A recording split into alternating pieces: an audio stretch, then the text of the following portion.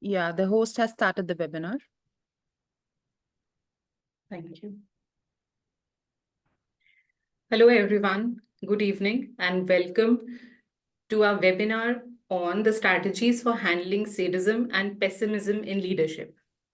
While I welcome you, I would also want to start with a quick introduction on our speaker today, who is going to take you through this topic. That's Miss Smriti Manchanda. Smriti is a chartered accountant who has worked across the various industries like banking, insurance, legal, and travel. She started her career about 20 years ago in the corporate world, and she brings a rich experience of various situations that one may face and how to deal with them. She firmly believes that though we are all on our unique journeys, but we all together can create a powerful wave of change. The more we support each other, the stronger we become. And with that note, I would like to hand over this session to Smriti. Smriti, over to you, please. Thank you so much, Vatika. Thank you very much. And good evening to everybody. I welcome you all to this session today. And I really hope that we'll try to make it worth your time.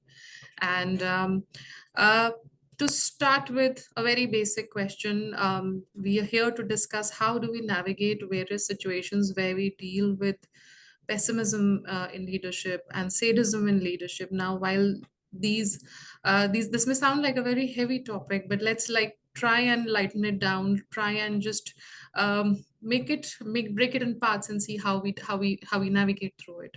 So the very first and a very basic question, and I hope everybody has their chat boxes available, and if I ask a yes or no, you may be able to type there.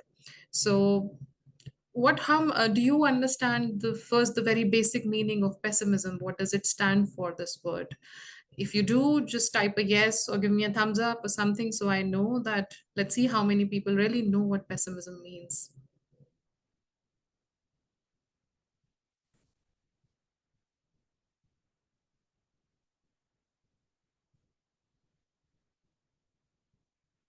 Okay, so yes. Devjeet says yes. Anurag says yes. So, which means, okay, Sonali says yes. Vatika being negative, yes. Harendra, yes. So, Ashwin Ji says yes. Shashidhar, Ashwin, good to see people. Shashidhar says negativity. Yes, so we broadly, but still I see, we have, I think, more than 100 people here. So still, I think there's a lot of ground to cover. But yes, let me just break it down in a very simple term. Negativity is the core of pessimism. It is a feeling that everything around me is going to turn bad. It is going to be bad, that the sky is going to fall. Nothing good will happen to me or around me. So that's the kind of pessimism, that's what pessimism is. And there's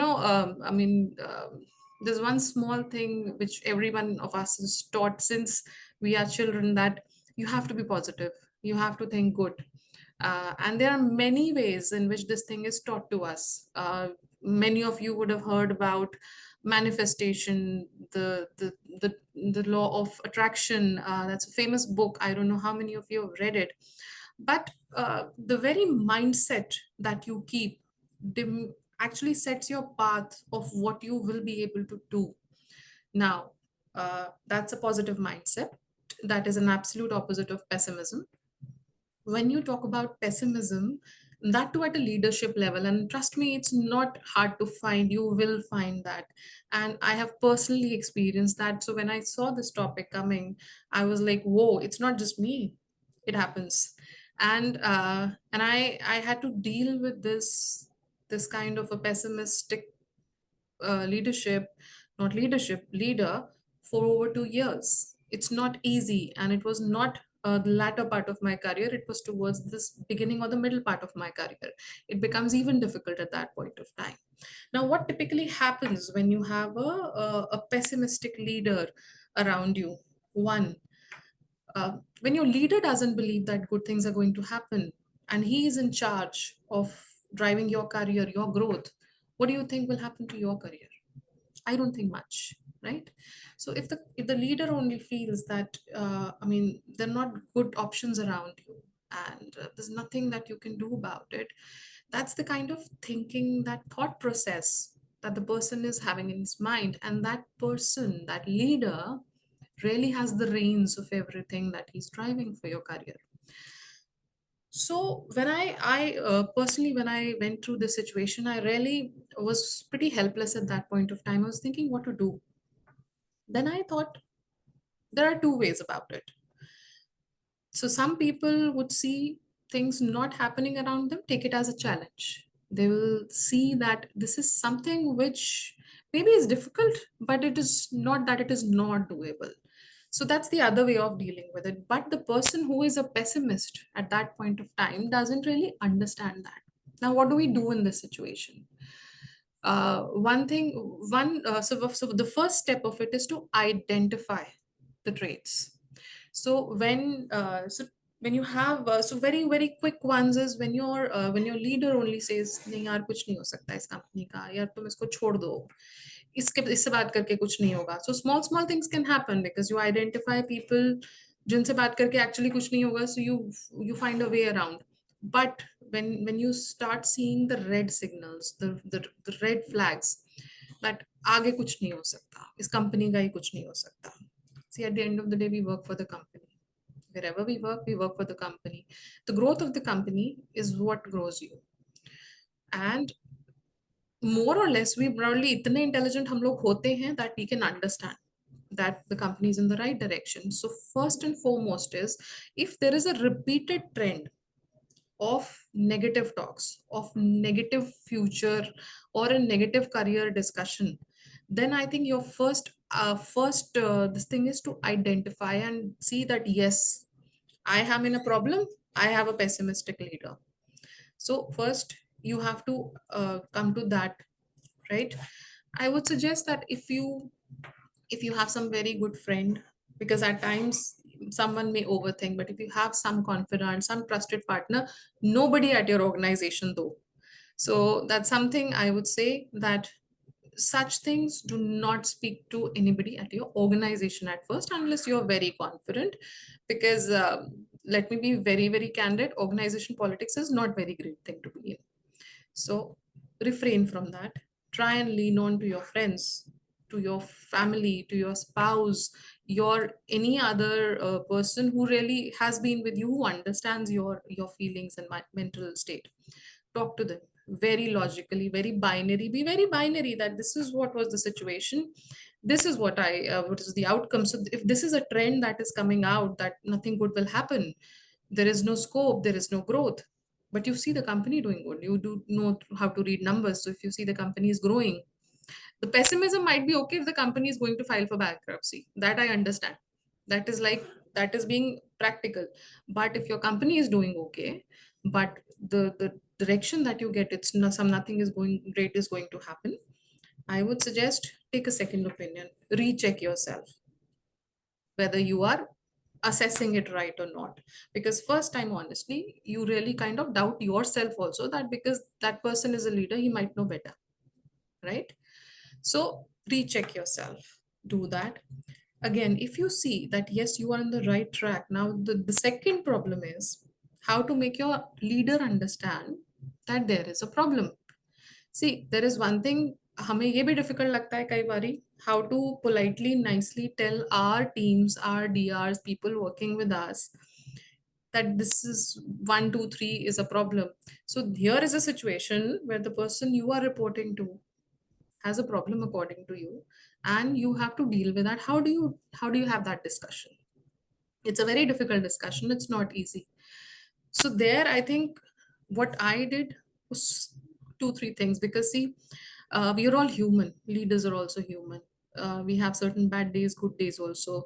Some people may take it in their stride, some people might not be able to, and they may react not in a good way, and you might just happen to be in their way when their reaction is bad. So just check, is it something, is it some background to it? But if you genuinely see that the person is pessimistic, is when you try and have a conversation, try and break that ice, And that there you have to be very tactful. Just check, sir, ma'am, what is it that, why do you say this? What is the reason that this will not happen or that will not happen? Or you say just forget about any career growth in this company or something. Have that conversation. Because at times, and many a times, what we do is we hesitate and we think कि पता नहीं आगे वाला क्या सोचेगा. But the point is, unless you speak up and unless you talk, as it is, you are kind of thinking that I'm in a situation which is not very hopeful.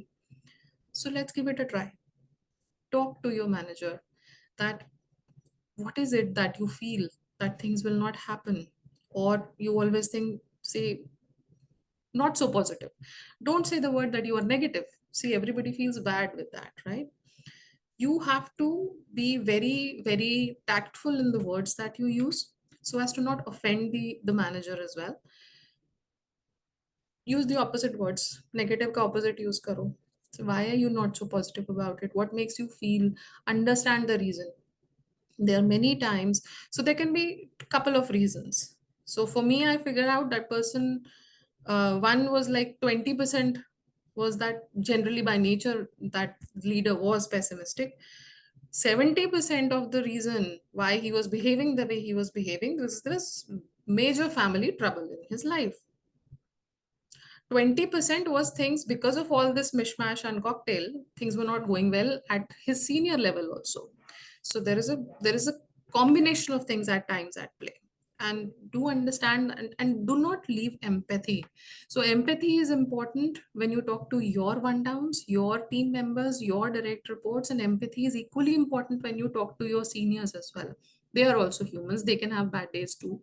They will have more things to bother them, more serious issues to actually weigh them down, compared to us. As we grow up, we have very, very serious issues we have to at times deal with. So have that conversation. I will still say that there is definitely a need to have a very positive conversation with your manager, that what is the reason why you feel this way. They might not come up with the fact that I have an issue at home or personal life mein kuch chal raha hai. But if there is an issue otherwise at work and all, you can talk about it. Second, this is the first way I would say. Do this definitely. It's better to talk to the person rather than talking about the person. It is always better. That's one. At times, the issue gets sorted there. It is kind of a reality check the person gets that I'm being pretty negative, and it is something. If my juniors are also understanding and highlighting to me, it's not good. So and always I would say try and have that kind of rapport with your manager always, whether the person is a pessimistic sadist, a good person, a super performer. You should always have a good rapport with your manager. Everybody is human. Try and establish that relationship. It really helps. At the end of the day, AI is not taking over because we are all humans and we have some value to it. There is a reason. So that's one. Have a conversation, have an open conversation, but a very respectful and empathetic conversation.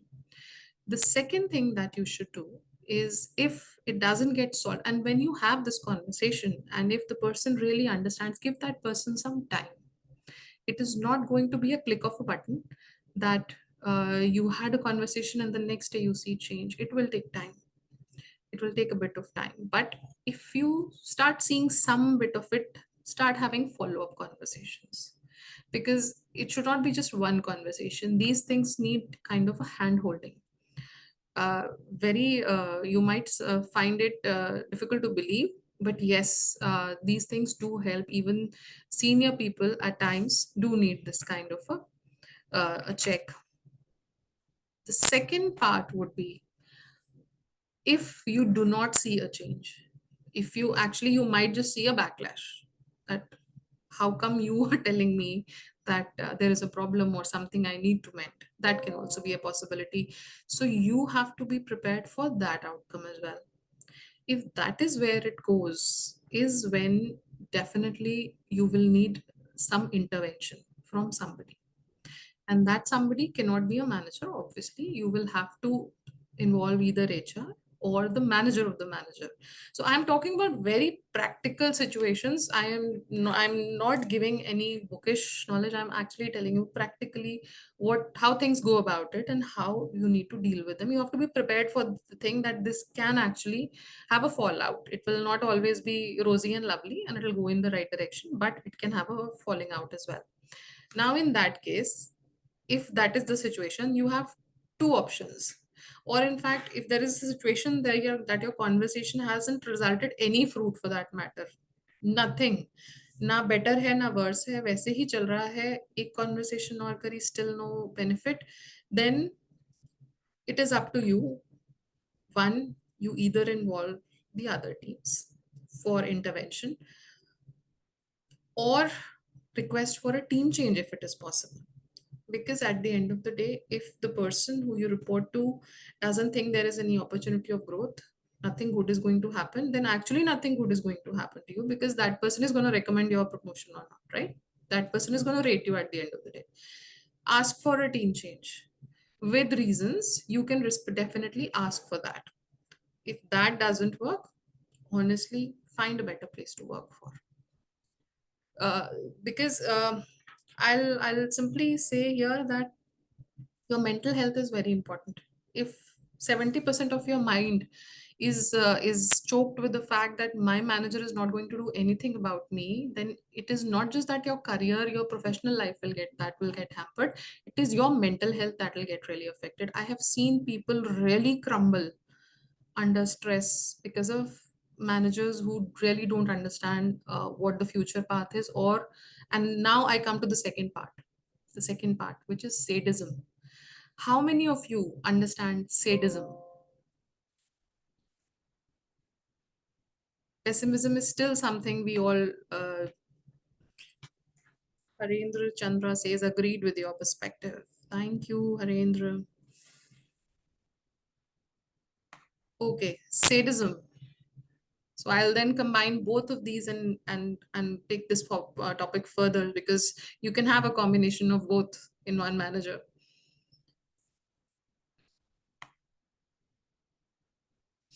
Okay, so not much that I'm seeing here on sadism. So yes, so pessimism is nothing is good is going to happen around me. Sadism is I'll make the other person suffer. I will not let the other person be happy. Yes, Harendra, hurting others. That's true. So, and trust me, there are many people like that. And uh, so while some people get that satisfaction of by helping others, you feel good that I've reached out to somebody, helped and done my bit for the society. There are certain people who really enjoy hurting others, and especially when if you are in a position of power, when you are somebody's manager, you really have the power to do that. As offending it may sound, but it is true. So it can be, so I'll tell you the examples how that can be. How to, again, you have to identify this also. The first part of it is to identify this. Now sadism can be very challenging to deal with, because sadism is something which plays with your mind. A sadist will actually make you feel incompetent, will make you doubt yourself only, will make you feel that you are not enough, you are not capable enough to do anything. For example, say if I ask somebody to to churn some data, do some analytics around it, now there can be 10 things coming out of it. Powerful, troubling juniors, yes. Hurting others, yes. So if I ask somebody to just churn some data, do some analytics, and tell me the trends that are coming out of it, right? Now, this is some part of it is very Excel based or tool based. You can use whatever, and then you come up with some dashboards. You see some trends, you share the details. Now, there can be 10 things which you see, there can be two things you don't see, and there could be some very minor trends which are not important, right? Now, if I am a sadist, I can take up those two things which are minor or not important and put the rest 10 down the drain that you've done. That's a good work that you've done, but I'll just keep that aside. My the thing that gives me pleasure is to hurt the other person. So what I'll do is I'll pick up those two things and I'll just keep telling that person how bad is it that the person could not see this. And trust me, I have not encountered a sadist in my career, but I have friends who have, and I have had very long discussions with them. And trust me, they are people who've really cried, and it's okay to just don't feel that if there is something that is wrong is happening, it's just venting out of your emotions. It actually lightens you up, it frees you a lot. So they cried to the fact that we were super performers in our previous organizations, we changed, and suddenly we've kind of fallen so bad that we are down in the dumps, which is a very bad kind of a roller coaster that you go in your head. The kind of impact it has on your mind is something you cannot actually imagine. I would recommend everybody to really go figure out some books on how your mind works. It is very very beautiful. This device that the God has given to us, it's very beautiful. It can actually make you think that you are a Superman, and it can also make you think that you are just useless. And if somebody else has the power to play with that and make you think that you're useless, you will become useless after a point of time. So never ever let anybody play with your mind. You have to always be very, very cognizant of the fact that you have to be mentally very strong. If there is a person, if there is a manager who's a sadist directly, so I have encountered, but those people have not been directly my reporting managers, thankfully. But I have seen them afar, so they couldn't really impact me. But I've seen friends who have had sadist managers who have really, really, really, I, at lack of a better word, trashed the mind of those people who were really, really good performers. To get out of that situation is very, very difficult. So I would urge you to identify these things very early. Sadism is something you should identify very early. One incident, two incident, after two incidents, if you feel that somebody is really trying to hurt you. Third incident is where you have to be really, really raising an alarm. Because pessimism, you can have a conversation, you can have some kind of scope that the person will understand, because there can be many factors making the person pessimistic. Sadism is something which is something you can't really, I have not seen anybody be able to change a sadist. That is if you actually go and read about sadism, it's more of something which has manifested, which has actually altered some neural connections in brain, which actually makes the person become a sadist. And that they have no control on that. They have very, very less control of it. And that's where you have to really, really raise an alarm when you see a sadist manager. From afar, they can trouble you, but they cannot really harm you much. But when there are direct managers, they can really, really be very bad for the mental health of their team. In such situations, you might want to talk, you might want to have a discussion, and don't be afraid if the conversation is where it becomes a little difficult. It will become difficult, because in such conversations, I have seen in practical life that there have been cases where this was not accepted by the manager, and the manager was like, how dare you say these things to me? How, what makes you, this is a disciplinary issue, you telling me this thing. So all this can come, I would suggest a small conversation, a very, very not that kind of a conversation that you have with a pessimist, but with a sadist. You tread very carefully, you try and understand that very logically, that what about the 10 things. If we go back to the example that I gave, that these are the 10 things that I did nice, so these two things I'll improve.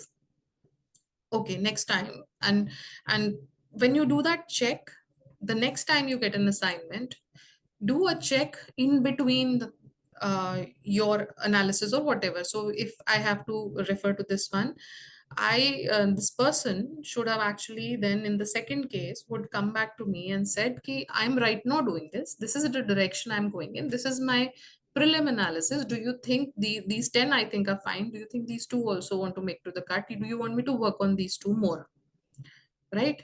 Try that, ask that person, then bring the final thing to that person. If now he finds some 13th 14th thing which you didn't do, that's when you get to know that the motive here is to actually pull the person down. If in that example, if after that he's happy that yes you've done your job, then maybe the learning is that you go back and whenever you are going to him or her with your full work, do interim checks, and if then the final output comes to be okay with that person, then okay, maybe that was an isolated incident, maybe something happened, some back of the mind thing, and that person is not a sadist. But even after repeated things, even after checking, if there is something and the person loses the cool disproportionately, humiliates you, and that's also one very important thing, a sadist will humiliate you and they will do it in public, and that's where one feels very very bad. It actually pulls you so down that it's very difficult to get up. I've seen people who actually after a bad day, they'll go home, I'll just have a drink and I'll just sleep. Now that one drink becomes one drink every day.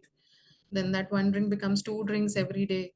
Then it is, and I've seen cases and I've read about cases where it has led to alcoholism. People do start taking help, and they at times they actually spoil their family life as well, because that frustration somebody has to take out somewhere, and that kind of a displaced anger is something which at times family has to bear.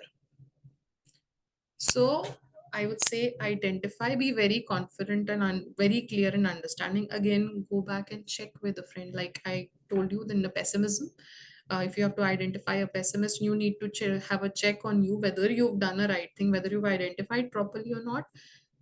Go back to a confidant, go back to your spouse, have a discussion with them and understand that yes, I'm thinking what is right, is this is what is right, but do not discuss it with people in your organization. I'm genuinely telling you, you will not know who is your friend or a foe in an organization, who will use what you said, or maybe unknowingly say to somebody else what you said is something actually hamper your career. I learned it the hard way. It takes 2 3 years and some fumbling and falling, and you think because it's like a normal conversation you're having, but don't do that. I would strictly advise you not to do that. And once you identify, if you think there is a scope, that's like a personal judgment, I would say that is now. If you think that yes, there is some scope, we can discuss, I can talk to the person, there is a conversation scope that is there, do that. Be prepared, it can turn out to be a violent, not physically violent but verbally violent. So that can be a possibility. Have that conversation. If you think, if you know for sure that if you bring it up with the manager it's going to be very bad and you can't and you don't want to get into that situation, at that very instance you should involve the HR of your company, the seniors. You will have people from the senior team members as well. There will be a manager of your manager as well. So I would say when you confront, uh, be prepared. And if you don't want to confront, and even after confrontation, you want to go to the senior managers, please do. Ask for a transfer or a reassignment. And see, I would say in when we talk about rights, nobody is allowed to bully their people. See, we work with each other, we might be at different levels, but there is a respect that we have to maintain for each and every person. So for me, the bhaiya who brings chai for me in the morning is to be equally respected as my manager or the CEO of the company. That is the kind of, I think, respect everybody needs despite their level, whosoever be it. Nobody deserves to be yelled at or hurt or actually bullied, because sadism is something where I would say it is bullying, because agar ye aap bahar ho, to you will not tolerate it, right? it is just because you are at a workplace, you fear that there can be an action, a negative action on me, is why you kind of stay silent. यही कोई road पे ऐसा कुछ होगा तो आप उसी समय बोलोगे आ जाओ बताते हैं. So that is why you feel constrained ki we can't speak anything. But please remember that it is basic right. Everybody needs to be treated with respect. If there is something which say for example maybe that कई बार ये होता है, seniors get frustrated, there are underperformers also, seniors do get frustrated, and you have to control your anger because that is what you have to do. You cannot scar somebody mentally. You have to make them understand if there is somebody. So I'll tell you another flip example. So I when I joined a company, I took over a team, so it was a legacy team, and I got to know that there was one person who was an underperformer, so which was the KRA. He was supposed to go in 3 months. He was in PIP. So I said, so that person actually spoke to me and said, I'll do well and this and that. I was like, okay, let me just give it a try. Maybe it didn't work out with the other manager. Let's try. But again, as it turned out to be, he was not actually a good performer. In fact, he was very bad at his work. So that's where I had no choice, but I had to put him on PIP. Now that's where because I'm trying to make you understand both the aspects. So while we're talking about managers, and I've also had bad managers, there is another way also. So one way is to also see that have you been consistently a non-performer, or you've been a super performer and now all of a sudden somebody's telling you you're not a good performer. So here in this example where I'm telling you is where the person really felt very bad that you were also saying I'm a non-performer, but somehow kind of I involved HR. The person was peacefully asked to exit. Now, honestly, this was the first PIP that I did on my career, and that too because I had not hired someone. I was feeling very bad about it.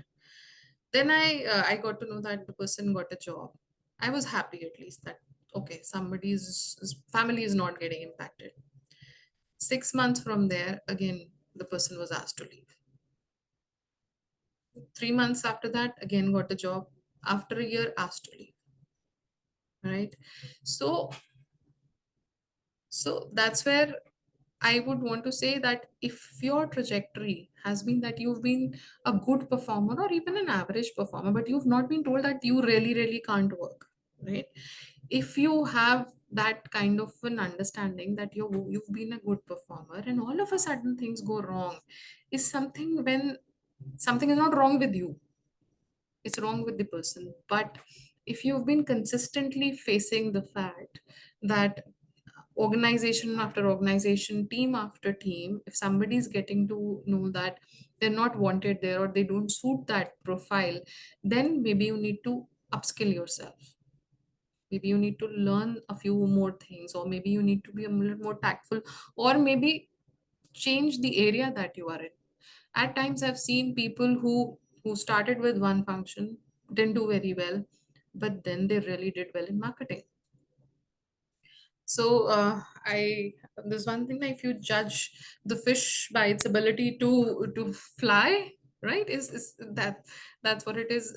She'll always fail. The fish will always fail.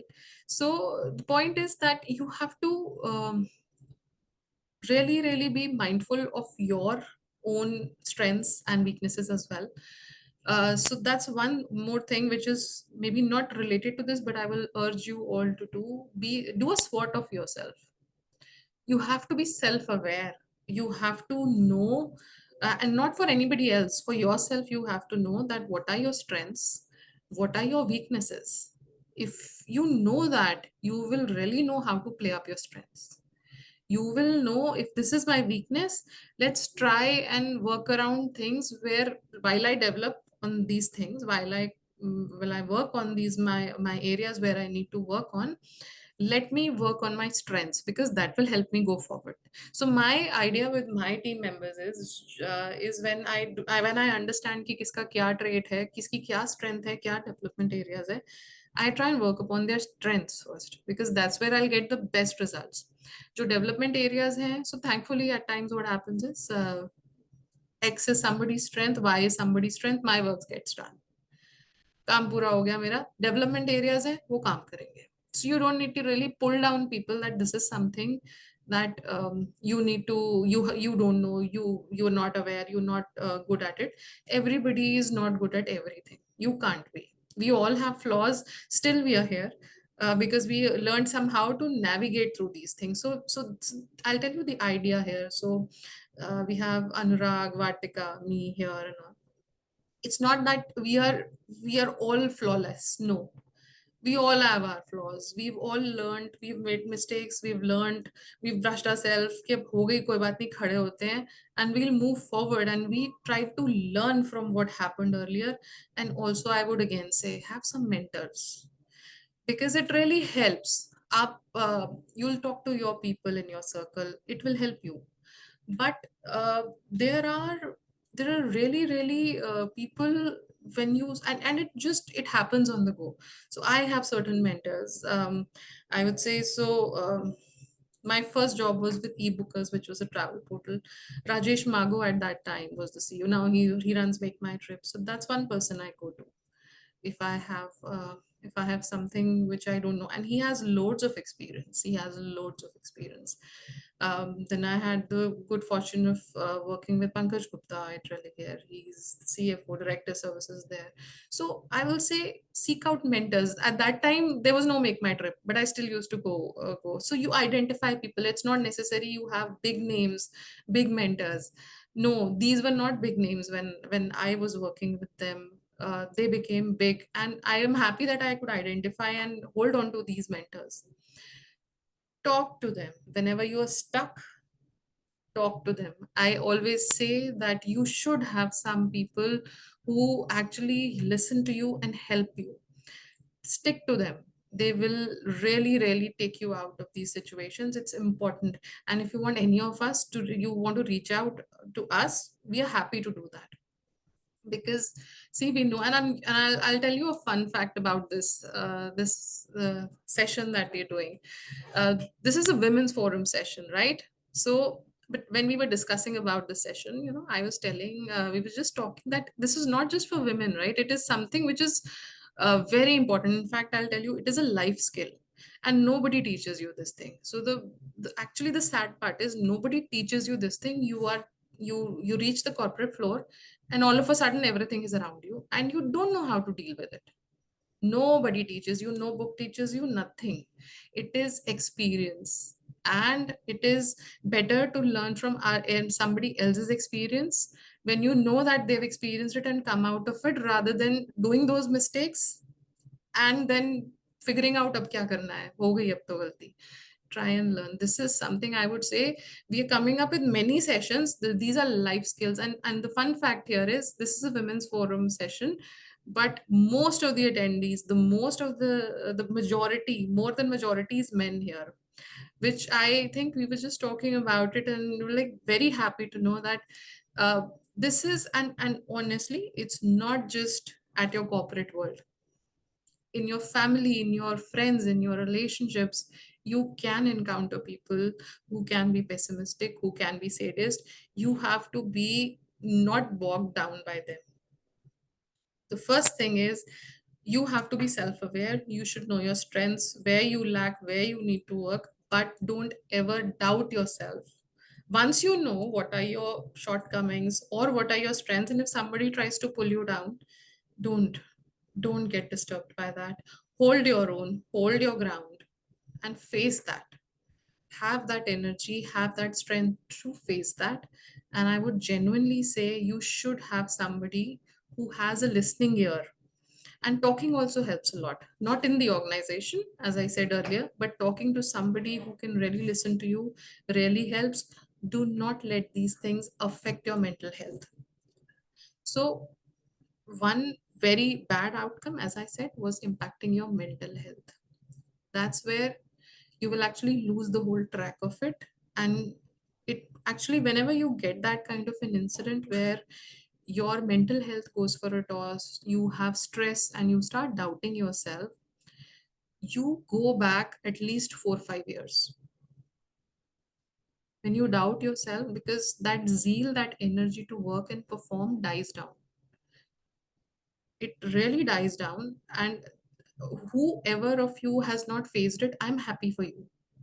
But who have faced it, I'm telling you, they would be right now, they'll be having goosebumps, because I know these kind of situations are really difficult to handle. because आपको ये भी लगता है कि हम किसी को बोलेंगे ऐसा हो रहा है तो हम कितने वीक दिखेंगे, क्या सोचेंगे लोग. So everybody goes through these things. So saying this session is really very useful for me, as I'm able to understand and learn how to deal these situations. Yeah, thank you. In corporate job, very tactfully, thanks for bringing out this topic, ma'am. Thank you, Sonali. Thank you for this. But honestly, what we are all trying to do here is to actually make it easy for the people who've started their journeys or who are in their journeys and still trying to navigate it, because these things happen to everybody. It's just that nobody teaches you how to deal with them.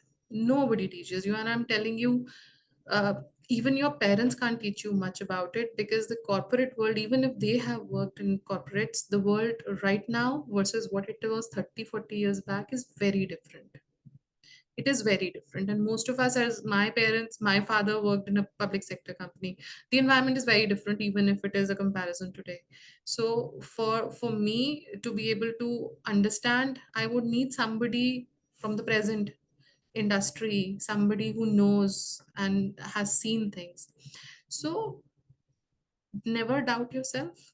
If you've done your self awareness, don't just go in that कि नहीं हम तो बहुत ही अच्छे हैं, हमें कुछ और गलती नहीं है. Do your self check, have that self awareness, and once you have that, do not get bothered if somebody tells you that you are useless, if they use as harsh words as possible. So hold your ground. Never let anybody rule your mind, control your mind. You have to be strong. There are recourses available. Talk to your managers. But it doesn't work, you always have the options to change your teams. You have the option to involve HR. You have the option to involve the manager of the manager. And at last, you're not married to the company. You always can change the job. So while it is a difficult decision you have to find, but again, I think that's a practical way of doing it. It is not escapism.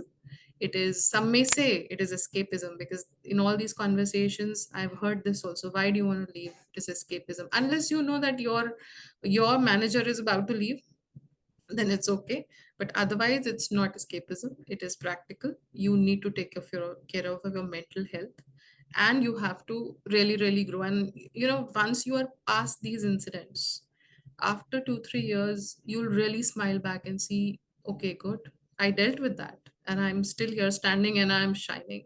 So be aware of it and be very, very, very strong in these situations. Do not doubt yourself. And okay, so Devjit says this session is very motivating. Thank you. Thank you so much. So we're at 5:15 almost. So I'm happy to go on and I'm happy to take questions, whatever works. So if anybody has any questions, I would be happy to take them.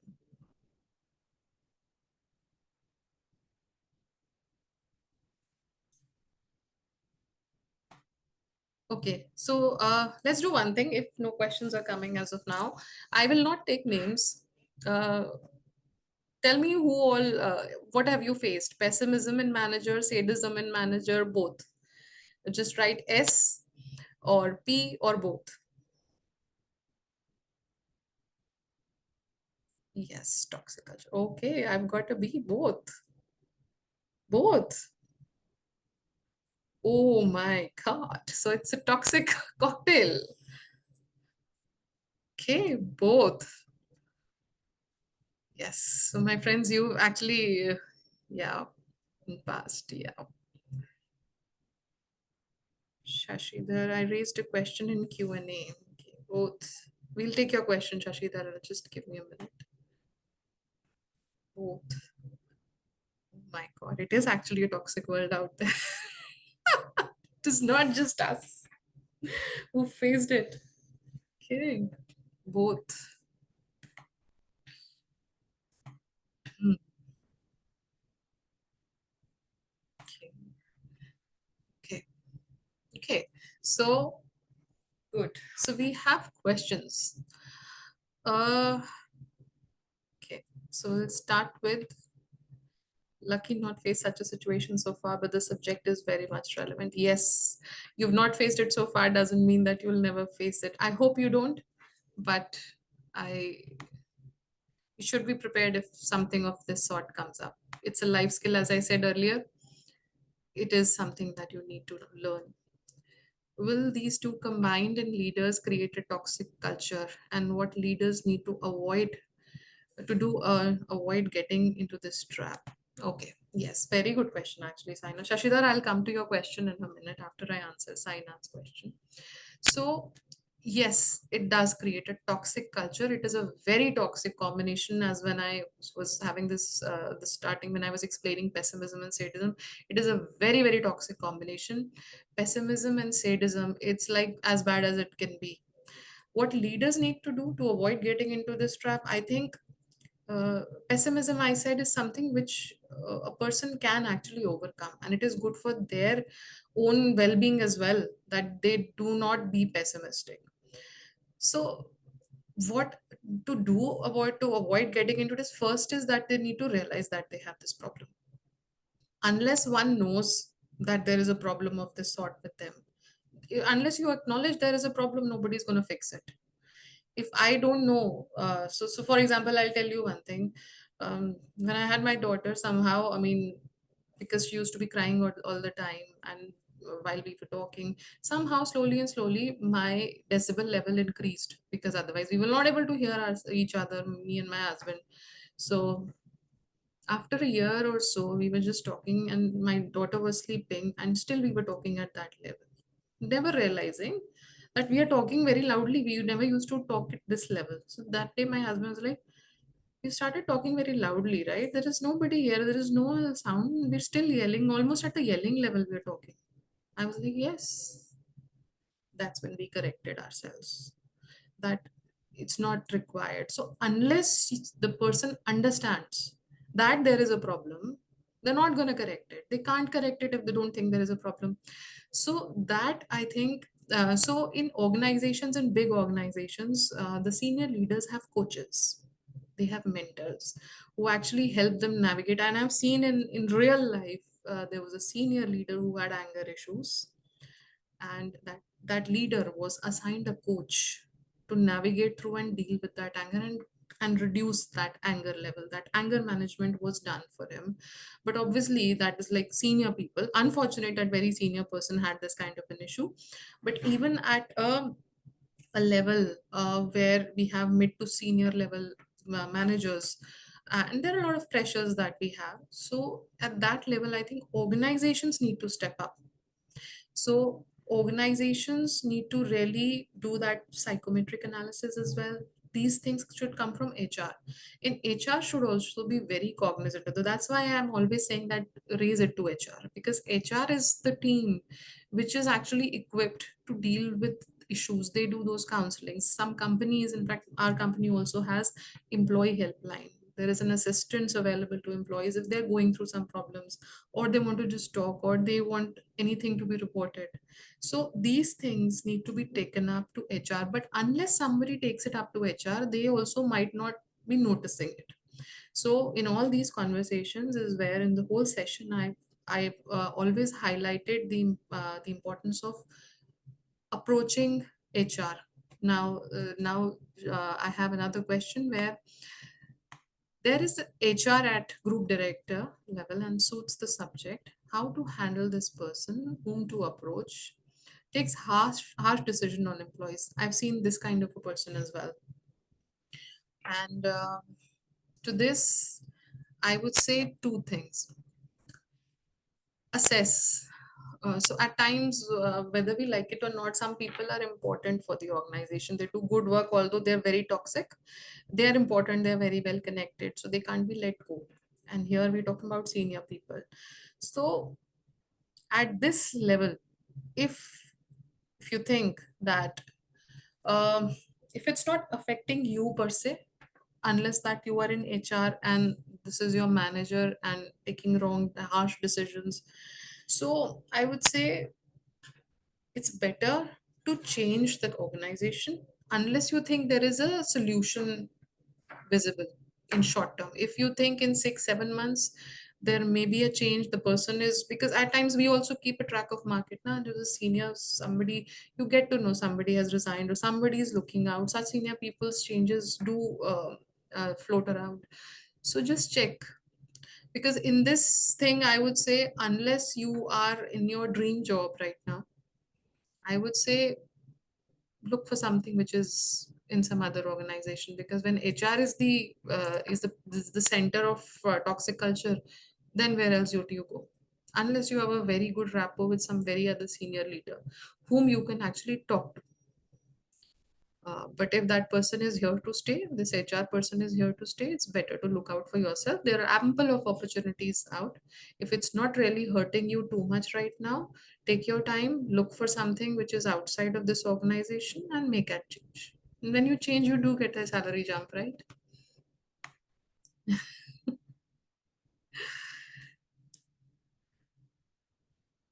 Okay. So, okay. Okay, so there was a question. I didn't see that. He's not right, but when he's right, I agree with him. Okay, I'll read. Okay, this has been done, I think. So, okay. I'll read out the comments. Lucky not faced such a situation. Thus, considering the unforeseen risks can be termed as pessimism, especially when the person sitting on the position has huge experience. Unforeseen risks. So, see, it's so I'll answer it in a very this thing. Unforeseen risks. Say, for example, we say, when is the end of the world? It is an unforeseen risk. Some Armageddon will hit the earth. We'll all just vaporize in a second or something. Unforeseen risk. But these are like nice coffee conversations, and we can have after watching some apocalyptic movie or something, right? But unforeseen risk in a company's this thing, say for example, अगर ये हो गया तो profitability गिर जाएगी, अगर ये हो गया तो sales नहीं होंगी, if A happens, our costs will go up, unless there is some basis of that, right? Unforeseen, I would say unforeseen is absolutely no, and unforeseen risk तो हर business में होता है. हाँ, अगर if somebody is talking about emerging risks which are documented, you have studies for that. There are proper data points for that. That in this market, this is the emerging risk, right? If you're talking about that and you're accounting for that, not pessimism. Unforeseen risks, if it is like a one-off conversation, okay. If it is like too much of unforeseen that something will go wrong, obviously, whatever be the risk, then it is bordering to pessimism only. Great session on a rare topic. Yes, actually, Ankur, it is a rare topic, I would say. Yes, and we'll come with more. So do look out. We have more coming up, and I would say these are life skills you are getting. Thanks for the advice. It was an insightful session. Yes, thank you. Such sessions are really helpful about handling situations which are arising in your career and you're not getting any help. Yes, thank you. I'm very happy to know that you're actually finding this session important. Uh, Very practical and informative session. Thank you so much, Rajan. And I would say that do keep joining for these sessions. Take as much help as you can. We are all here to help you. If you want to reach out to us after these sessions, because I understand there are certain situations you can't really write on the chat boxes you might be facing. So happy to take them up if we can help. Not a problem with that, because our objective is to actually help you, give you those tools where you can navigate the situations and not get stuck and really lose your morale. So we're all here to help each other, and we'll do as best as we can.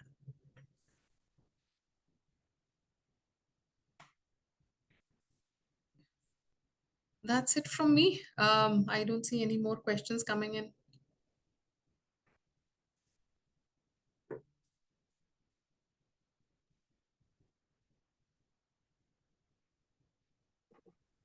So I think we are done with the questions. So I would like to thank Smriti ji for such an insightful, and it was really interesting to have your view on this topic. And I was feeling like you are taking examples from my own life. It was such a nice topic that I didn't even budge for a second during the session. Although in some technical sessions we get bored or something like that, but this was really great. So thanks for your insights on this topic, and we are really delighted to have you. And I would be joining all your sessions definitely. So thank you, and thanks to IIA India, Mumbai, Abhishek, Josna, Vatika ji, and everyone, to the entire team, and to all the participants who participated and joined us in this session. And I would also hand it over to Abhishek for presentation of certificate. Yeah, that's there. Over to Abhishek.